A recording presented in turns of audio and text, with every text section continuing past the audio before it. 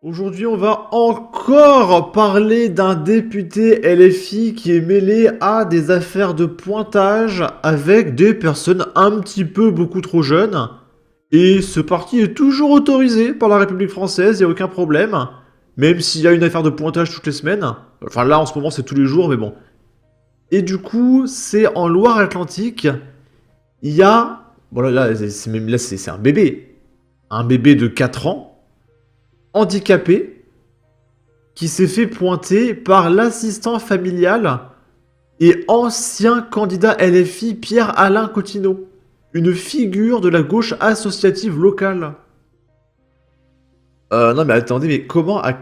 D'où tu peux avoir des fantasmes sur des bébés de 4 ans? Qu'est-ce qu'il lui a fait à cette gamine ou à ce gamin? Et quelle horreur! Et du coup, on va voir à quel point ce monsieur était un humaniste tellement héroïque.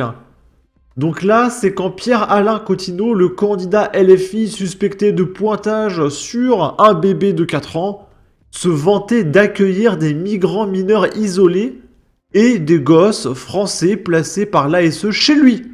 Directement chez lui. À mon avis, je pense qu'il y a plus d'un gosse qui est passé sous la couette de ce député LFI. Et du coup, là, il y avait un meeting pour accueillir plus d'immigration en France.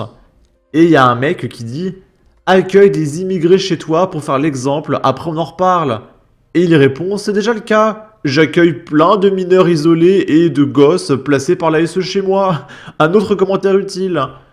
Donc c'est flippant en fait quand on sait le sort qui leur était réservé.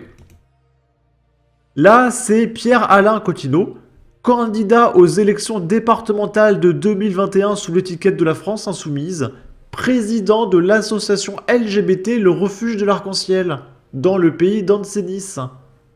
Et du coup, c'est quoi? Le Refuge de l'Arc-en-Ciel, association LGBTQI+, avec un numéro de téléphone et un mail. Ok. Donc je suppose qu'il accueille plein de bébés et de gosses. Il leur apprend comment se faire plaisir. Parce qu'on sait qu'une des revendications des LGBTQIA+, c'est d'aller dans les écoles primaires et maternelles et d'apprendre plein de choses à des gosses. Donc, ok, je vais pas aller plus loin que ça, sinon je vais avoir des problèmes. Et on va en terminer avec ce député. Donc là, c'était le 5 septembre. Le mec se plaignait de notre Premier ministre actuel parce que, oh, il a voté contre la dépénalisation de l'homo-S. Ce choix envoie un très mauvais message à la communauté LGBTQIA+, et soulève des questions sur son engagement envers les droits humains. Et il a mis l'image d'un drapeau LGBT. Parce que lui, il est tellement humaniste. Lui, il n'envoie aucun message négatif à la communauté LGBTQIA+, d'accord? Et pendant qu'il écrivait ça, ça se trouve, il était en train de tripoter une gamine à côté de lui sur son canapé. Voilà. Ce niveau d'hypocrisie est insupportable. Là, c'est Marianne Maximi, la nouvelle candidate du nouveau Front Populaire à la présidence de la délégation parlementaire aux droits des gosses. LOL. Les droits des gosses se dégradent dans notre pays. Et il y a un mec qui partage ceci. C'est plus bas. Ici. Je pose ça là. Figure des Gilets jaunes d'Hendaye, puis candidat aux élections législatives en 2022 au Pays Basque, le militant de la France insoumise Tom Dubois est soupçonné par la justice de corruption de mineurs. Le parquet de Toulouse a ouvert une enquête. Et il met également l'affaire de, comment il s'appelle, Pierre-Alain Cotineau. Il n'y a que des pointeurs chez la France insoumise, mais quelle horreur! J'en peux plus de ces gens-là. Là, on va aller du côté des écolos.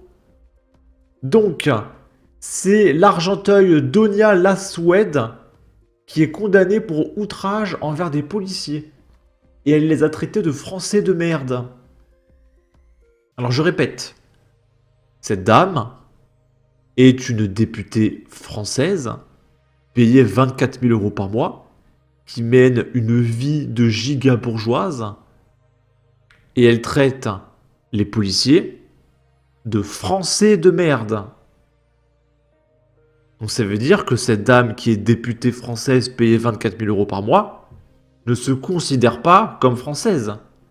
étant donné que pour elle, un Français est une insulte. Donc là, il y a un truc qui colle pas. Si la France est tellement un pays de merde, pourquoi tu exerces le pouvoir dans ce pays et pourquoi tu es payé 24 000 € par mois par ce pays? Soit tu es en accord avec tes idées et c'est un pays de merde et tu te casses, soit tu mènes ta vie de bourgeoise avec le pays qui t'a tout donné et qui te fait vivre comme une giga riche, et tu n'insultes pas les Français. Mais tu peux pas profiter du système, vivre ta meilleure vie comme le vivent pas 99% des Français, et en même temps dire que le pays est méchant. Donc faut arrêter à un moment donné. Et cette dame a simplement été convoquée pour un stage de citoyenneté. Elle a rien. Parce que dans son pays de merde qu'elle déteste, elle a une immunité parlementaire. Quel pays de merde, c'est insupportable. Y a rien qui va. Élu de la République française, français de merde, stage de citoyenneté française. Ça non plus, ce n'est pas un fait divers. Nous ne sommes pas paranoïaques en disant qu'il y a maintenant un peuple étranger en France qui nous déteste. Là, c'est Mathieu Slama qui réagit à un article qui explique que les professeurs sont choqués face à la chute dramatique du niveau en langue. Il y a quelques années, j'ai vu pour la première fois une virgule entre le sujet et le verbe dans une phrase simple, du type « Le chat, virgule, mange la souris ». Aujourd'hui, la faute est devenue banale. Et Mathieu Slama réagit « Chaque année, on a le droit à ce discours réac sur la chute du niveau des jeunes. Pour ma part, je trouve la jeunesse d'aujourd'hui beaucoup plus intelligente, libre et créative que ma génération. » Donc la génération actuelle des Wallah, des Wesh, des TikTok est beaucoup plus intelligente et créative que la génération d'avant. Ah oui, alors là, il n'y a même pas besoin de source, c'est tellement évident. Heureusement qu'il y a Mathieu Slama pour nous rappeler les faits réels, hein, quand même. Là, c'est Michel Barnier. Souvenez-vous, hier, il a fait un discours, ou avant-hier, selon quand je posterai cette vidéo, et il a présenté son programme pendant 1 heure. Et suite à son discours de 1 heure, la France Insoumise a seulement réagi en disant « Nous voulons le pouvoir destitution, Macron, ouin, ouin, etc. » Parce qu'ils sont pas capables de parler de politique. Ah, si tu veux, Sébastien Delogu, c'est même pas qu'il s'est pétain. Ils peuvent pas parler de politique, ce sont des demeurés qui insultent les gens de français de merde, etc. Ils sont tous condamnés pour pointage. Ils peuvent pas parler avec des gens intelligents, c'est impossible. Et du coup, Michel Barnier, c'est quelqu'un de vieux, et il était député déjà il y a des dizaines d'années. Et là, il est de retour à l'Assemblée, et il comprend pas ce qui se passe. C'est-à-dire que lui, il vient d'une époque où les gens étaient respectueux, il n'y avait pas de pointeur à l'Assemblée, il n'y avait pas plein de mecs qui disaient ouh à chaque fois qu'il ouvrait, enfin, à chaque fois qu'il prenait la parole, alors que maintenant la France Insoumise, voilà, a fait ça pendant 3 heures d'affilée. Et il comprend pas, et il va interpeller Mathilde Panot avec un calme de moine tibétain. C'est absolument fantastique. Madame la présidente Mathilde Panot, elle est là. Où est-ce que vous avez trouvé que je cherchais à vous faire peur? Ah bon, je suis rassuré. Voilà. J'ai quand même du mal, Madame la présidente. Ça fait peut-être trop longtemps que je ne suis pas revenu dans cette assemblée, depuis l'époque où, après, j'étais 15 ans député, hein. Mais j'ai du mal à comprendre votre ton et votre agressivité. J'ai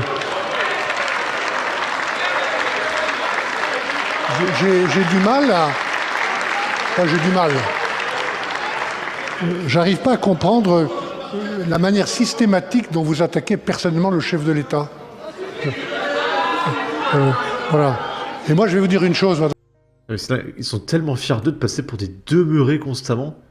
Je pense que l'adjectif qualificatif qui leur correspond le plus, c'est imbécile heureux. Ils sont stupides et ils sont contents de passer pour des idiots. Et moi, je vais vous dire une chose, madame la présidente. Plus vous serez agressive, plus je serai respectueux.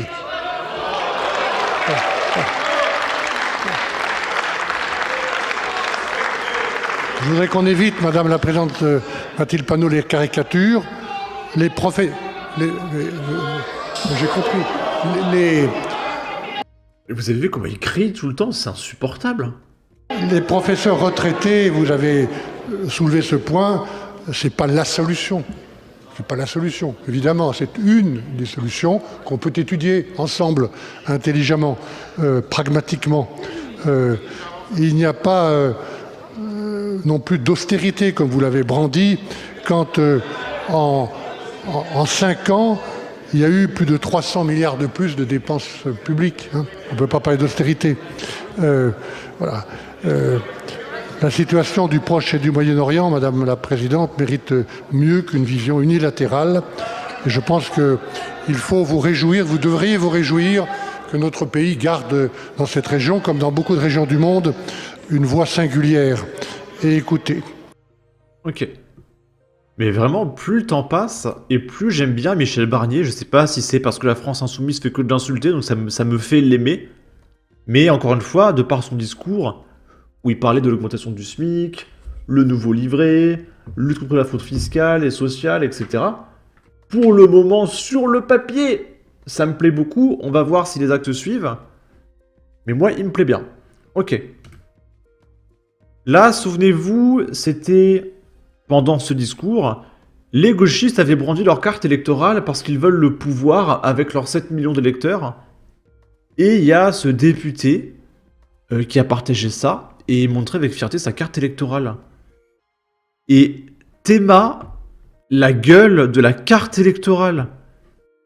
C'est quoi, elle est passée au lave-linge Si tu n'es pas capable d'entretenir une carte, qu'est-ce qui va se passer quand il faudra entretenir un pays à un moment donné?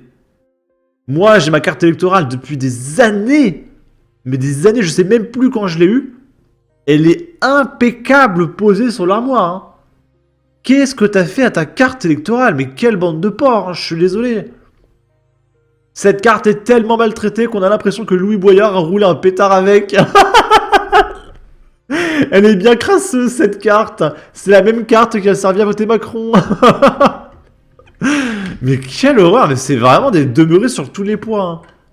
Et on va terminer avec ceci, c'est Mathilde Panot qui se plaint parce qu'il y a eu une minute de silence à l'Assemblée nationale pour Philippines, mais il n'y en a pas eu pour les 2 mecs de l'armée française qui se sont fait tuer par des bombardements au Liban. Alors, Philippines, c'est un fait de société, c'est-à-dire qu'il y a un ensauvagement de la société et une explosion de l'insécurité, et c'était un message envoyé pour dire, je l'espère, qu'ils vont essayer de sécuriser un peu plus le pays, mais concernant les 2 mecs morts au Liban, et qu'ils reposent en paix, bien évidemment. Mais pourquoi on ferait une minute de silence pour des soldats français qui sont morts dans un autre pays sur un autre continent? Surtout que pourquoi la France Insoumise veut qu'il y ait une minute de silence, c'est pour que l'État choisisse un camp dans cette guerre. Et je comprends pas pourquoi la France Insoumise veut à ce point-là que la France s'intègre complètement dans ce conflit. Il y a une guerre qui ne nous regarde pas, il faut absolument qu'on rentre dans cette guerre. Ce sont des fous. Ils sont complètement fous. Je suis désolé, ils sont fous. En tout cas, n'hésitez pas à donner votre avis, votre opinion, à partager, liker, commenter. Ça aidera au référencement de la vidéo sur YouTube. Abonnez-vous, suivez-moi sur Twitter. Prenez soin de vous. Salut!